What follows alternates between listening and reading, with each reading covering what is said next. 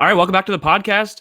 Here on episode 2, we're once again going to be reacting to the week 2 preseason game, Dolphins Lions. We got a big win yesterday, 24-17, after all the chatter of the Dolphins getting spanked in practice. Now, again, neither one's started for either team. Miami did have a few defensive players out there as far as starters go, but we did not have any of our ones out there offensively, and Detroit did not have any of their ones out there offensively or defensively either, for that part. So it was essentially a organized scrimmage between backups, which is you still have to learn something because some of these guys are going to get thrown in there. You saw with Detroit last year, they lost a million of their starters defensively. So the depth is important for sure, but I'm not going to gloat over a preseason win. Although it was nice to get a win.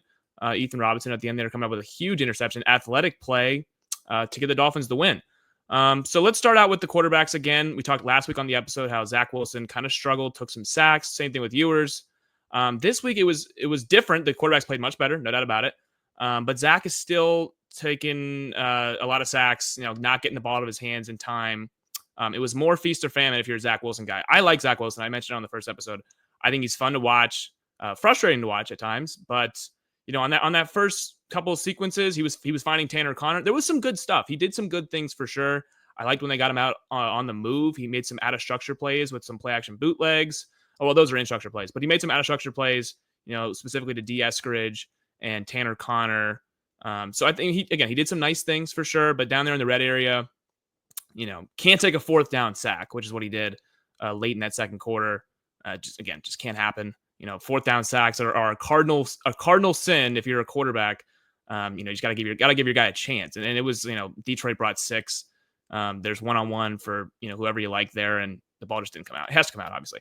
And again, Zach took a few of those. Now I'm going to give credit to Calvin Shepard, the new defensive coordinator for Detroit. He sent some exotic, blitz looks, from all different sides of the field. So you didn't know if they were coming up the middle, coming from the side. I mean, he dialed up some nice third down pressure, but Zach, he's been in the league now this is his 5th year.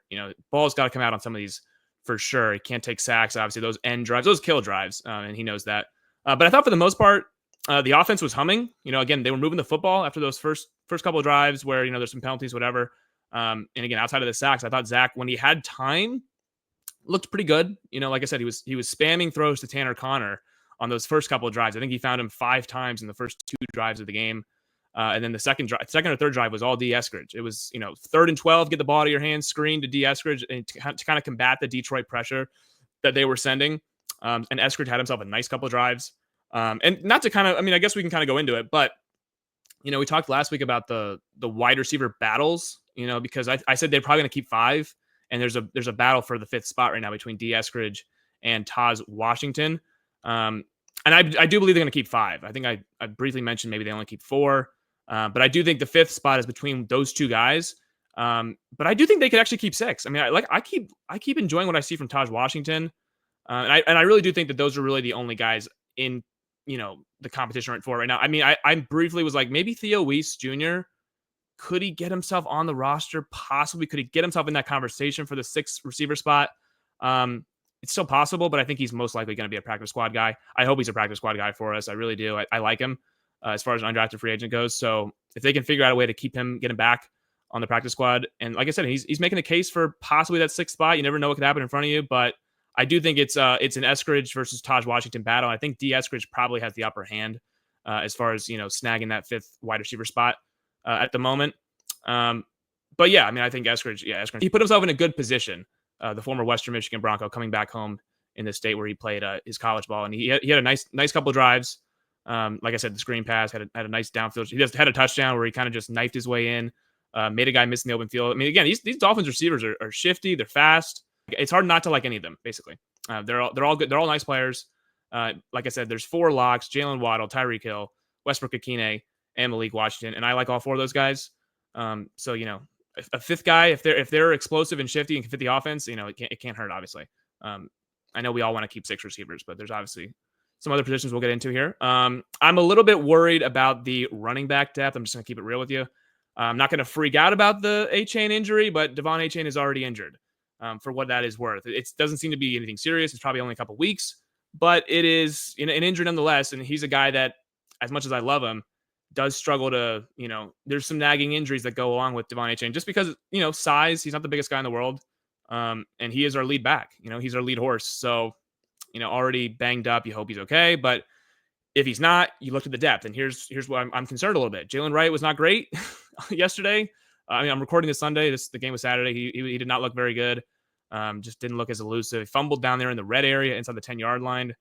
I mean, I'm not going to freak out, but I'm not sure how good Jalen Wright is for me to just be like, oh, don't worry, and Alexander Madison, unfortunate injury, but he's now done for the year. So that neck injury was much worse than what I initially thought it was, because he is obviously out for the season. He got surgery on his neck, so he's done for the year. So that was the depth pickup, the guy they brought in to replace Raheem Mostert. So stuff's already kind of going awry here, and as we go from training camp into preseason into the regular season, there's guys available. Jamal Williams, they brought him in for a visit. Another kind of bruiser back. They can kind of get you short yardage stuff. That's kind of what they brought in Madison for. So there's other guys that can replicate what Alexander Madison was brought in here to do.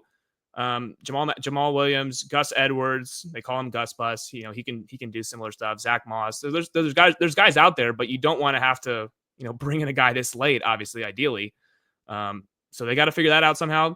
We can talk about Ollie Gordon again, though. How good is Ollie Gordon? Again, there was some runs from Ollie Gordon the other day, and I'm just like, I would not mind. And I wouldn't be surprised if he is a serious focal point of the offense. Like, you don't usually say that with 7th round rookies off the bat. In year one, you'd be like, oh yeah, he'll be in the game plan like right away. I don't know if he will or not. I'm spitballing here, but I wouldn't mind if he is, because I truly believe he's an awesome complementary back to Achane.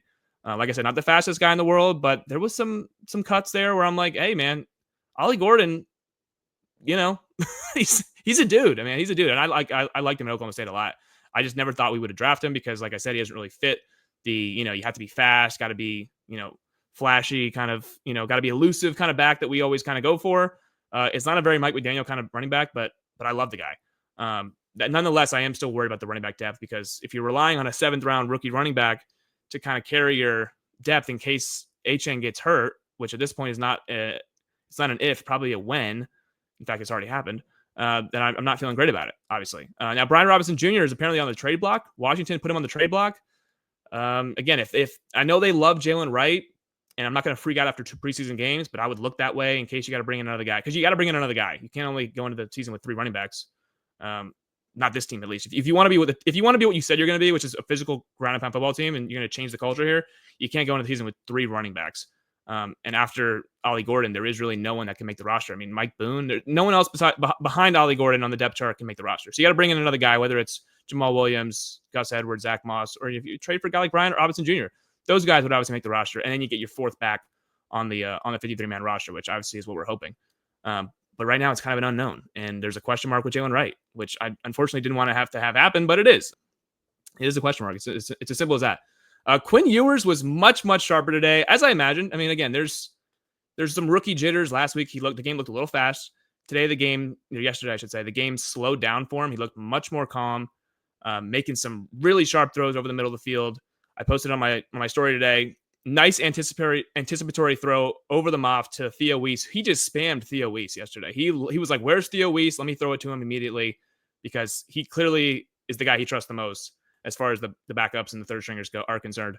When I went to training camp, the threes, it was Ewers, Ollie Gordon, Theo Weiss, Henning, Armstrong, those guys, all these rookies. It's like there's some camaraderie there where they're incoming rookies, and they just kind of have this built up trust. But man, Ewers and Theo Weiss were just connecting wherever on the field and whenever they could. 4th down conversions, 3rd down conversions.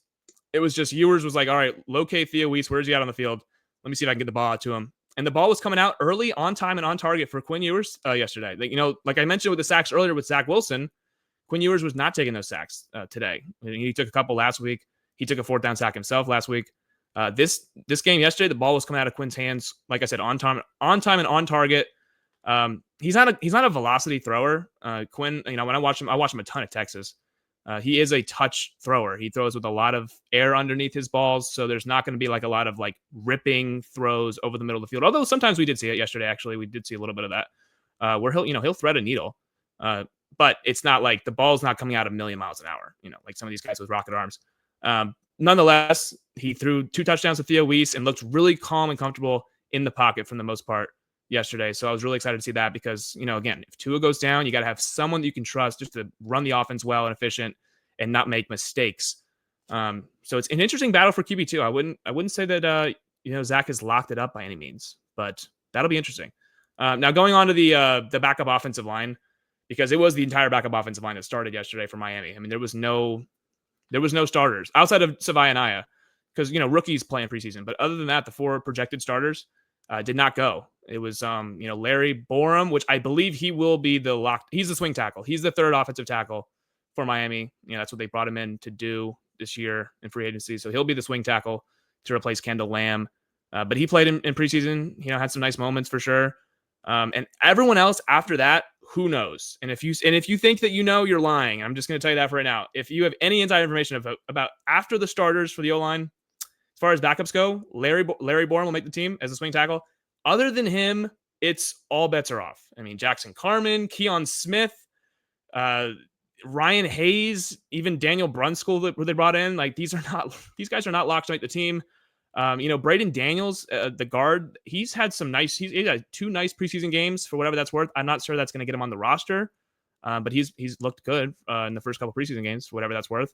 But yeah, I mean, who knows really? And that's just the truth. That's just the truth of the matter. Honestly, who knows with the depth of the offensive line right now? We don't know who's making the roster. We really don't. And I'm not going to sit here and lie and say I know who has the upper hand over the other, because I really don't. So that's just the truth of the matter. So again, if the Dolphins have to deal with some injuries up front on the offensive line, I don't know. I don't know. One of these guys or a few of these guys might make the roster that I'm naming right here. They're on the bubble. And that's why these preseason games are so huge for them. But I'd be lying to you if I said I have any idea who's got the upper hand on making that roster right at this current moment in time, because it really is a coin flip. Now, defensively, again, the rookie defensive tackles for Miami all the rookies play for Miami, obviously. Jordan Phillips looks like a freak. There's some scary reps on film that I went back and watched. I'm like, man, like is this guy a 4th rounder? Day 3 pick? I'm like, man, there's some stuff here that's just flashing. Looks like, another Jordan Phillips that used to play for the Dolphins back in the day. Willie Gay, once again on the opening drive, just kind of has to get his fingerprints on, which almost like it has to happen every week now. And it's only been 2 weeks, but again, he was everywhere in training camp, and it just kind of translated right into preseason. Last week against the Bears, got a sack to open the drive. This week against the Lions, they tried a little 3rd and long, set up a screen to Vaki. He's all over that, blows it up. He's been around the league too much to, you can't get a screen past that guy at this point.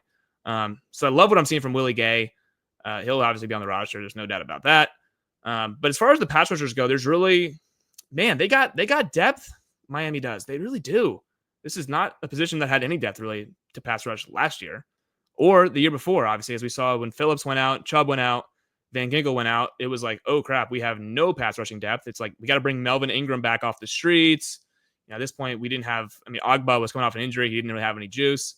That was the playoff. That was the year we lost in the playoffs to the Kansas City Chiefs. So we're like, wait, who are our pass rushers right now? It's like Justin Houston. It was nonsense. And that obviously goes back to everyone getting injured and all that. But last year, obviously with Chubb and Phillips basically missing the entire year, Phillips only played the first 3 games, 4 games. It was basically just Chop Robinson as far as the pass rushers go.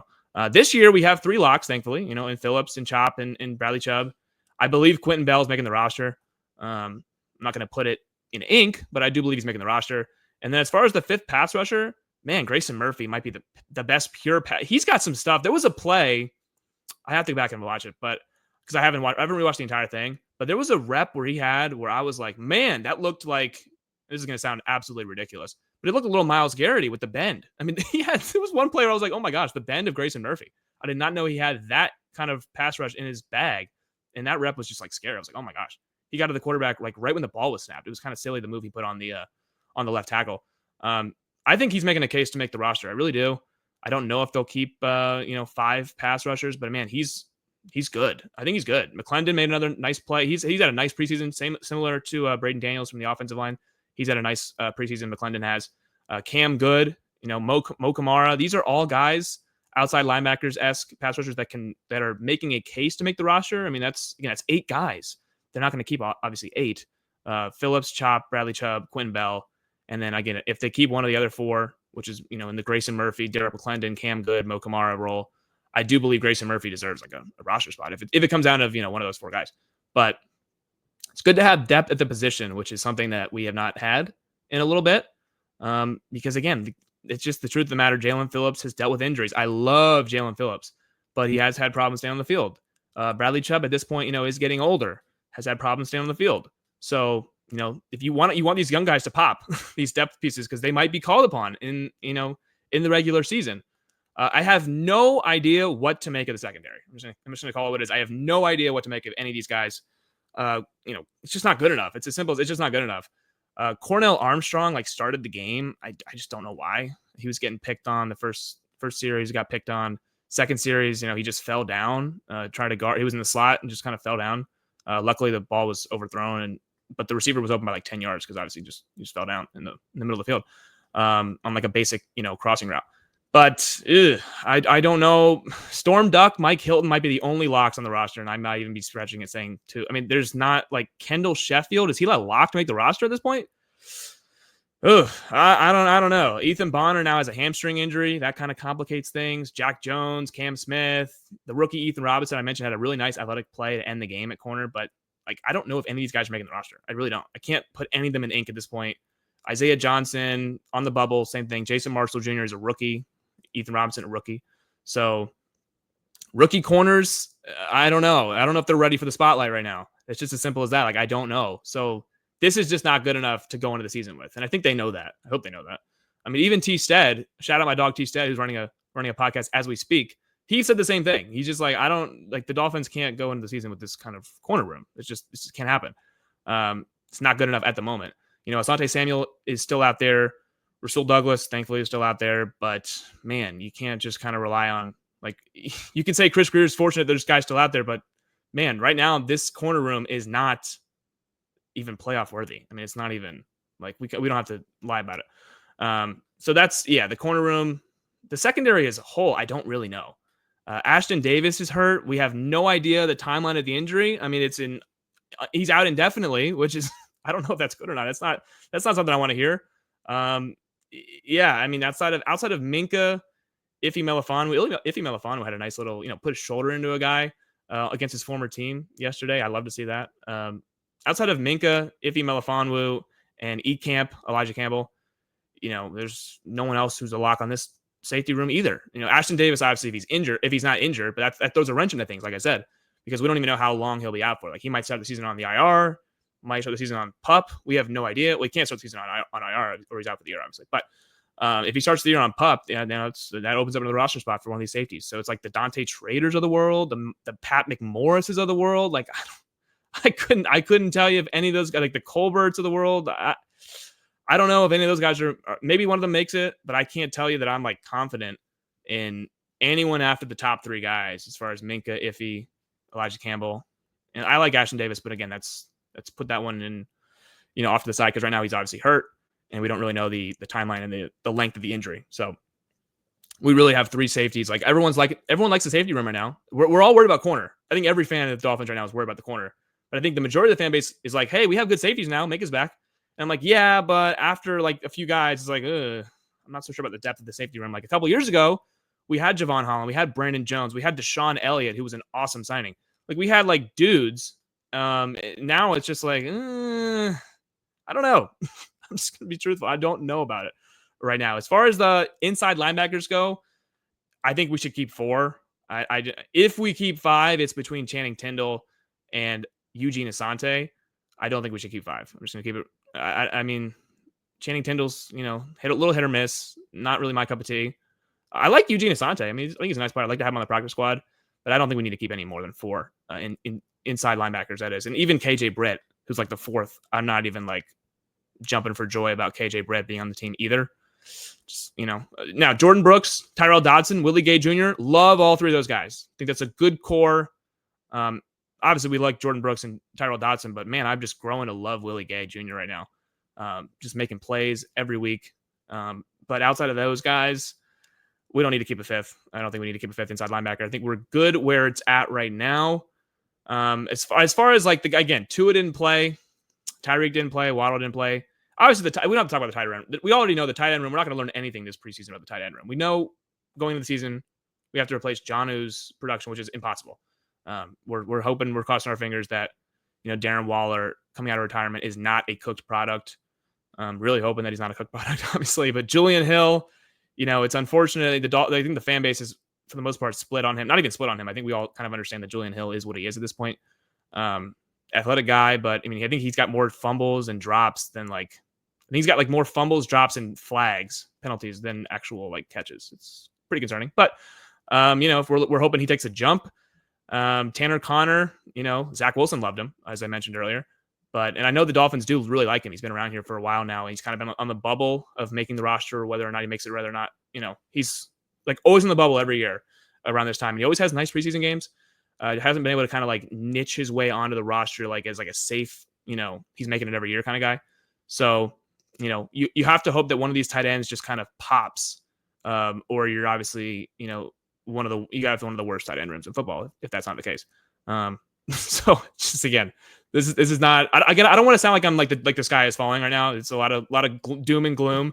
Miami won the game, by the way. So we had guys. A lot of guys looked good. I'm just there's a few positions where I'm a little concerned because I know how this team operates. There's always injuries to key guys every year for every NFL team, but for mostly the Dolphins, it feels like get hit a lot more than other teams, and we've already gotten hit with a few this year. Again, Darth Cater gets hurt, in training camp and is done for the year. That's a huge hit to a corner room that was already thin.